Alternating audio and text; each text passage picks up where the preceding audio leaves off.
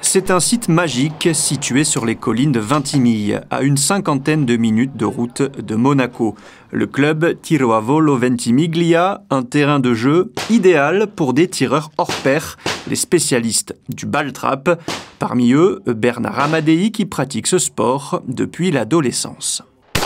On a un fusil calibre 12 à 2 coups, parce qu'on tire un plateau d'argile, on a droit à 2 cartouches. Quand on le casse du premier ou deuxième coup, c'est toujours un plateau de cassé, un gilet, impérativement un casque, lunettes. J'ai commencé à 17 ans à faire des compétitions de ball trap. Dans la famille, non, mon père était chasseur, mais moi non. Et en fait, j'ai un copain, un ami d'enfance, qui lui a fait du tir à l'âge de 17 ans. On est partis ensemble parce qu'il habitait 2 maisons à côté de moi. Et donc voilà, ça a démarré tout simplement, bêtement comme ça, quoi. Très rapidement, Bernard intègre l'équipe de France de skeet, où il participe au championnat d'Europe, puis au championnat du monde.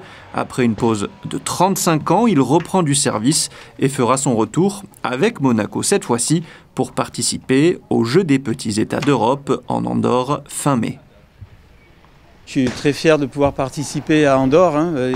J'ai fait des Coupes du Monde, mais jamais des Jeux. On va être 130 participants de plusieurs disciplines, tous à combattre et à essayer de faire une médaille. Donc je pense qu'il va y avoir une émulation. Je pense que c'est autre chose que quelque chose d'individuel, quoi.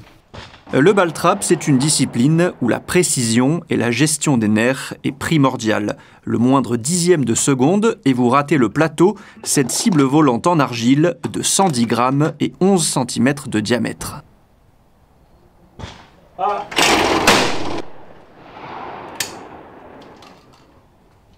Ici, on appelle ça la fosse.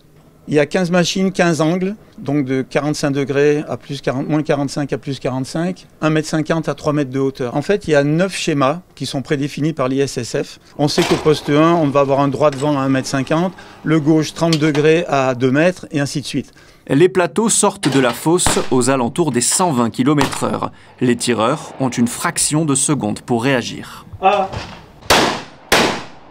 On met le canon, le fusil au-dessus de la fosse qui est devant vous. On positionne les yeux un peu au-dessus, de manière à ce que, quand les yeux ont fait la netteté, l'autofocus qui s'est fait correctement, on commande. Et à ce moment-là, c'est là que tout se passe.